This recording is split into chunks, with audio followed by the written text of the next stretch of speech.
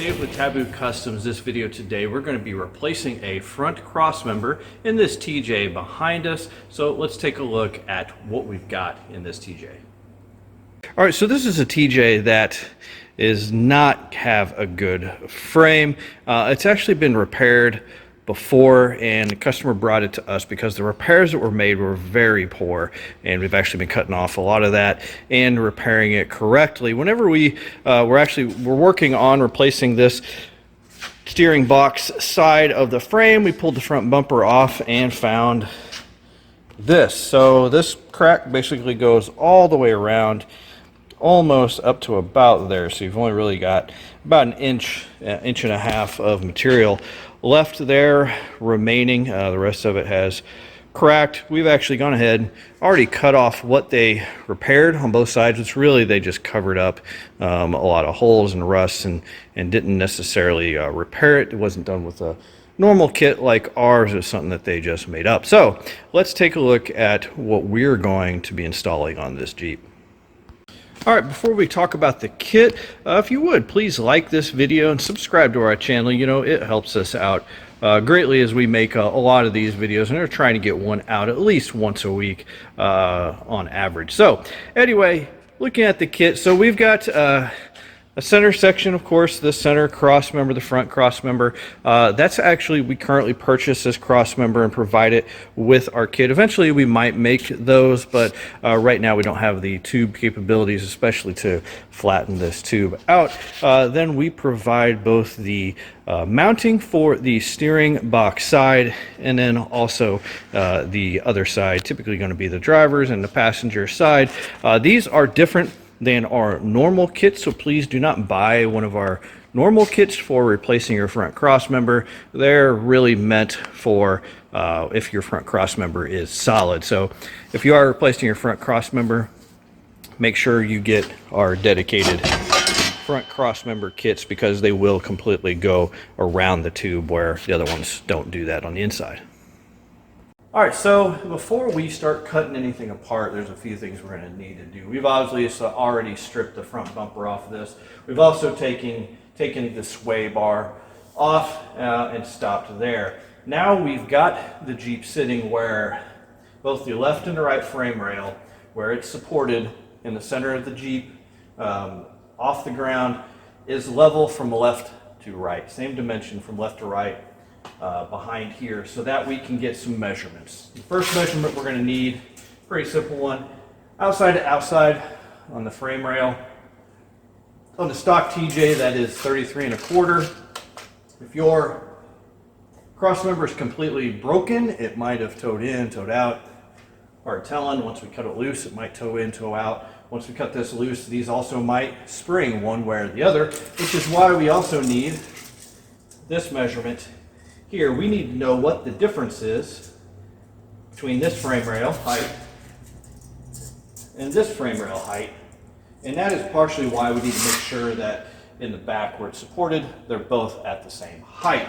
That way we can at least get these back to where they were. Or if you've got a Jeep like this, where it shows that this frame is not level from left to right, it's showing that this side is lower down, which we've got to double check all of our spacing for our, where we're supporting the Jeep in the back, just to verify. But right now it does look like this frame might be bent, which you'd be surprised how many bent frames there are out there, especially in Jeeps, and Jeeps have been wheeled. It's not uncommon that we work on a frame and it's actually bent. And usually they will drive fine. Gets to an extreme. This one's not bent a huge amount. It's about 3/8 of an inch difference from one side to the other. If it's more like 1-2 inches, then it's an issue. We have taken Jeeps apart, found that they've got 1 or 2 inches of twists in the frame. So now that we've got those measurements, we can go ahead and continue to work on disassembling this Jeep. We'll obviously need to take this steering gearbox off. You can just unbolt it, move it over, usually get enough space to be able to get here and work, or pull it off completely, get out of your way, makes it a lot easier.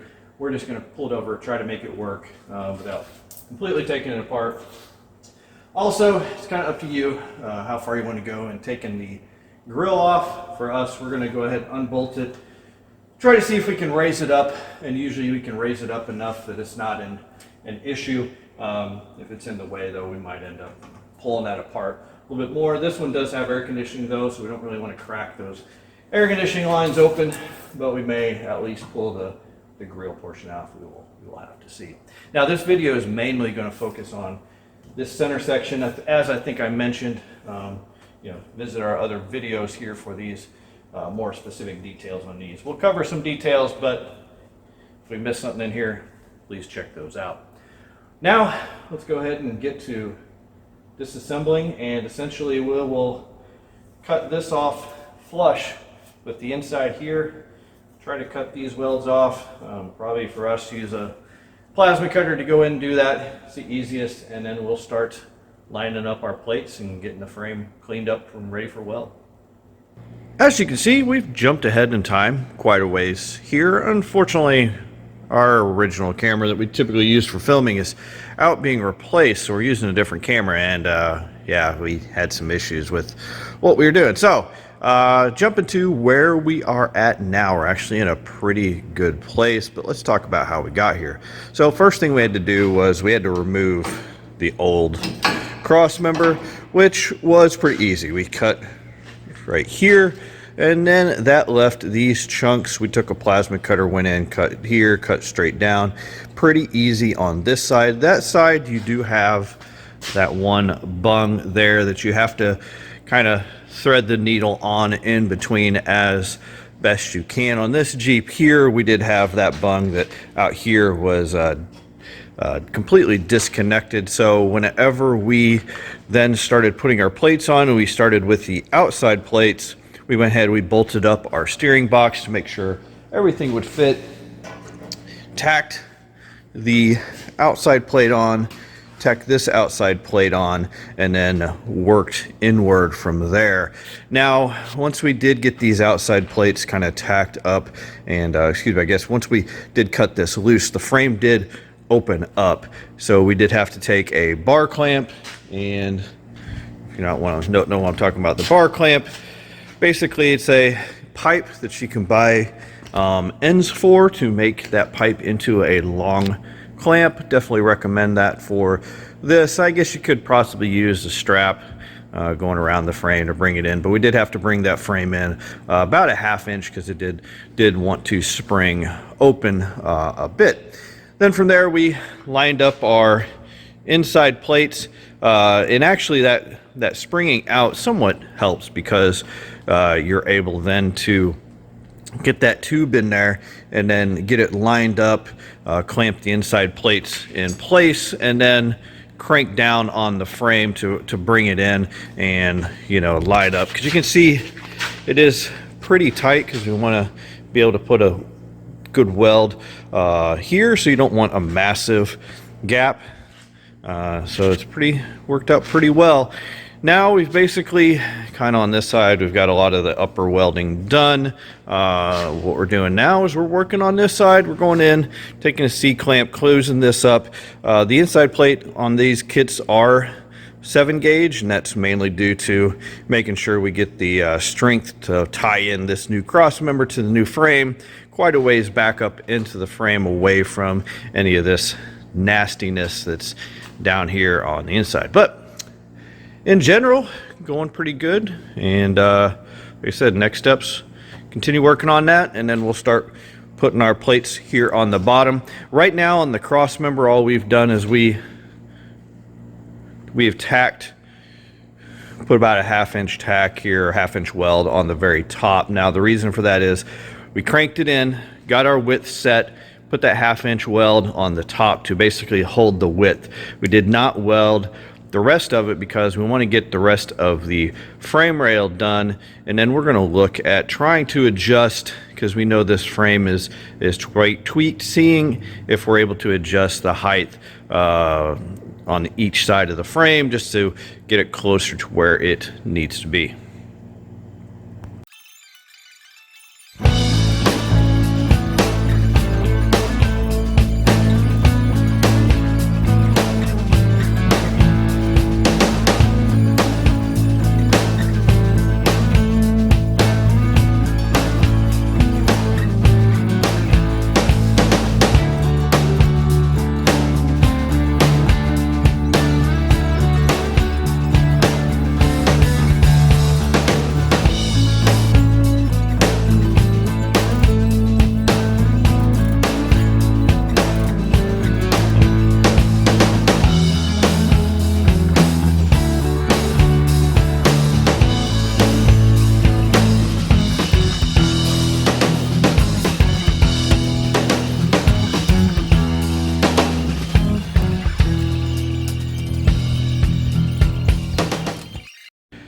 Couple quick things to point out on this cross member before we go ahead and move to the bottom side of our kits here. Once you get the grill unbolted, you can, for the most part, get 2 2x4s down here, and that should get you enough space in here to be able to get up and hopefully get your gun in there to weld. A lot of times on the back side, very back, you'll have to get underneath it, go behind the axle. You can weld, and you can actually reach it pretty easily. There are some, if you still have them, some little mud guards that are in here. You'll have to push those up. You'll have to get the steering shaft out of the way. And of course, as you see, we did remove the steering box for this. The other big thing, and definitely do not forget this, because you'll be really fighting it whenever you get to the point of putting the steering box in. Actually, you won't get it back in unless you modify it. This tube comes whole. It's completely round all the way. It does not have the dent in it for this little boss right here for some reason. And I mean, you could probably cut that off. Chances are it's just something that was there for another application or for locating in some other application. But that little nub actually will interfere with this tube. So what we did is we bolted our steering box up here. We went ahead and put this into place, marked out where that was going to be, and then just took a large ball peen hammer and put a dent in the tube, essentially. Just remember to do that. If not, you're probably going to end up cutting that little piece off, or trying to put a dent in it and really cussing it whenever you're trying to put your steering box back in. So do not forget that. So now on to our next step, is dealing with the bottom of each of these kits. And then we'll be adding a reinforcement here across the top, back into the tube, get everything solid welded, and then we're pretty much done. We can get it painted. Couple quick notes as you are working on getting these bottom pieces in. One, of course, make sure you get the nut welded on there first.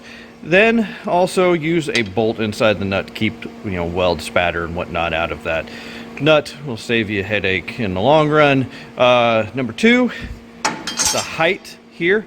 Be sure to check your bumper, check what the height is. You may find you have to move that up into these pieces when you may have to separate that a little bit. You only have to do that here for the first couple of inches. So if you need be, you can line it up back here, kind of open these up and push it up in, and then get some welds here on the inside. And then you might have to weld and grind the bottom flush if that occurs. Ours is a little bit tall, but measuring the bumpers should fit on there just fine. The other one is making sure that as you go back along the frame, that this is correctly aligned. So we've actually pulled this piece over a little bit. We'll tack it here first, and then we will adjust where it's at to make sure it's lined up, and then weld it over here. Also, we're going to put it up there first, mark out in the back where we need to grind on the bottom of the frame back here before we get this piece tacked in place. Then once we do, we can go ahead and weld this one in.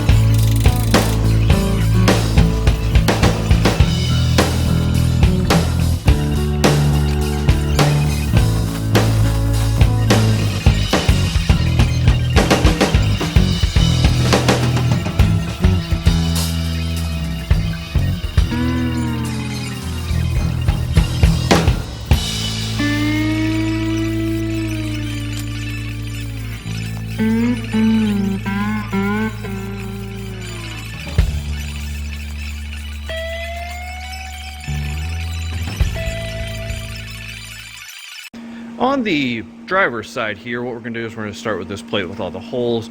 Actually, we'll stick it up in between these two plates a little bit, and then we're going to start working on forming this. We'll mark where we need to bend it, take it to the table, hammer it out, bend it around till we get it roughly in shape, and then that'll help us align it between the two plates.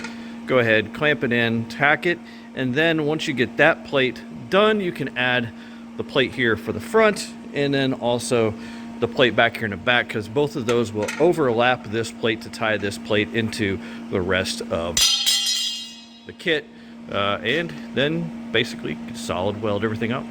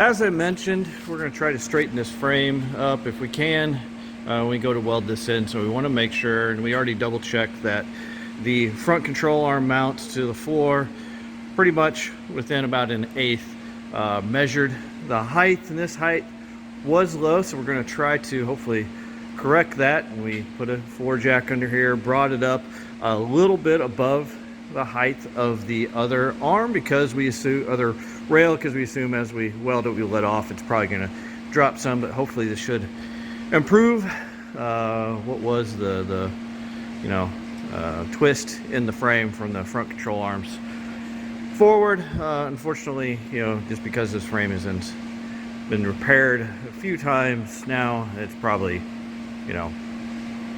moot point, but we want to make sure, you'll want to make sure too, as you go and you put this front crossmember in, try to make sure you level this out, because if not, if you just weld it up in there, you're going to end up with issues. So this is the reason why we only welded on the top. So since we welded on the top, we're able to hold that width, and now with just that weld on the top, it'll let these frames kind of move in and out on the cross member, and then we'll go ahead and we'll now weld as much as we can with it in this position.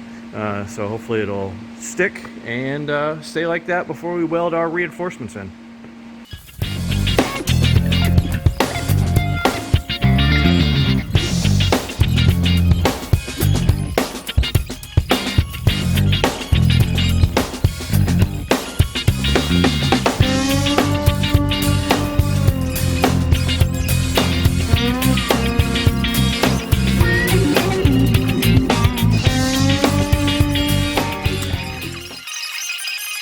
The last step before we start putting everything back together and getting it painted is to weld in the reinforcements here on the top. They will go in pretty much like this. You want this edge a little bit below the top level of the frame, and then back in here obviously you have to clean all this up, paint it. You may have to hammer some of these closed just due to the trying to get a flat plate to meet up with a round tube well, and then weld it up solid. You will end up leaving the front and the back areas here open.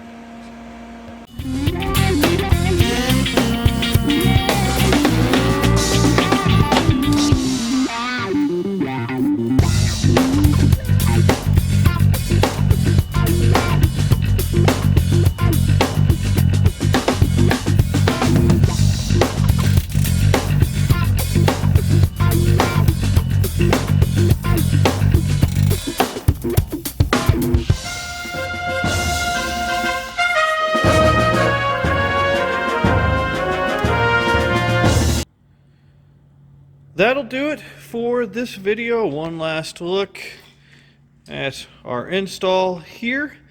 Thank you for watching. If you're interested in any of these kits, you can visit Taboo Customs. If you have any questions or comments, you can leave them here on this video, or also visit Taboo Customs and leave us a message by clicking Contact Us. I want to thank you for watching. As always, a like or subscribe is greatly appreciated.